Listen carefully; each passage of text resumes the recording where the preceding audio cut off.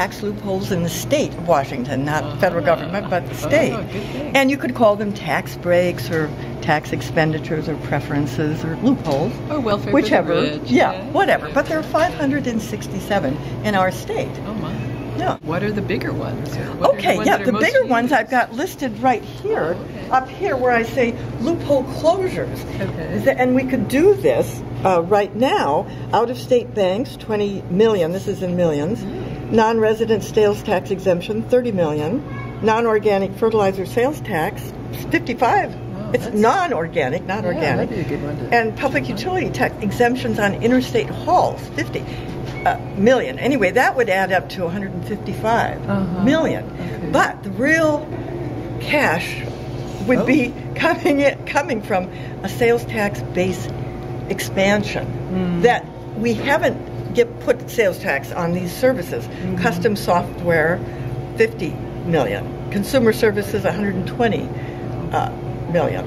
Business and financial services is the big one, and that's 170. Yes, it's over $1 billion, and this would really solve our shortfall of almost $2 billion in the state right now, and keep jobs for people. You know, we don't need to lose jobs right now. That's for sure. You know, every time we lay off a teacher, that's one more person going to the unemployment office. And there goes our future. And one more kid in a classroom. We don't need that. So the money is here. It's just that we have to pressure the legislature to do something about it. And over here on this side, I've got a solution. And maybe today other people will come up with other solutions. Okay. Like, what do we want to pressure the state legislature to do? The legislators could vote with a 51% majority to place a referendum to the people expanding the sales tax base to business and financial services, which could bring in an estimated, over $1 billion. And this referendum could go to the voters as early as April of 2012.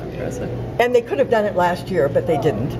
With a huge educational effort to the people, it's possible that it could pass. We would have to educate the people to what it's about. Valuable services and state jobs could be restored. And the above referendum could also include the loopholes I was talking about earlier and add that 155 million, bringing up the total more. And that's what these are. And otherwise, what we're facing, and most likely what the legislators will ask us to do, is pass a referendum to raise the sales tax, for everyone, which is a very regressive sales tax, particularly considering all these tax exemptions. Each one of these has about 10 pages per exemption, and some of these exemptions, and it's got all the money involved in each one and so forth, and they give a history in these. For example, the history of this one, some of them start in this one started in 1935. So they give a legal history of what the exemption is and what they think about it, and is there clear. So somebody, I was hoping maybe a student from Evergreen might do a good project.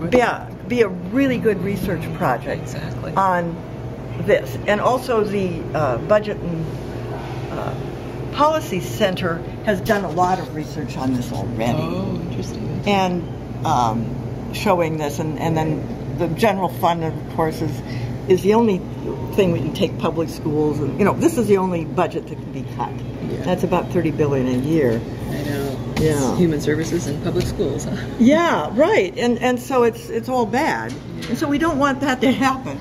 So we really want to pressure we need every body we can get before the special session to pressure the legislature into putting forth a referendum to the people. Fabulous.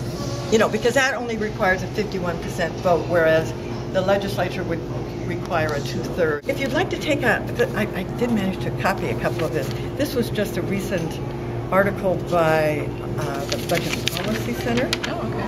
And the analysis, the data, all comes from our state audit. It's absolutely sound. Tells us, And it's $960 million of tax loopholes they can close that JLARC, the audit people, said should be closed. They should be allowed to expire, or they have to be re-examined. Anyway, this is a very important article, but it's not getting in the papers or anything. It's not very noteworthy, but it is noteworthy to the people of Washington. Well, we cannot let this recession continue to spiral down. That's true. Well, thank you very much. Yeah, Good thank you, job. Patty, for listening. Happy to listen. Okay, great. Good luck.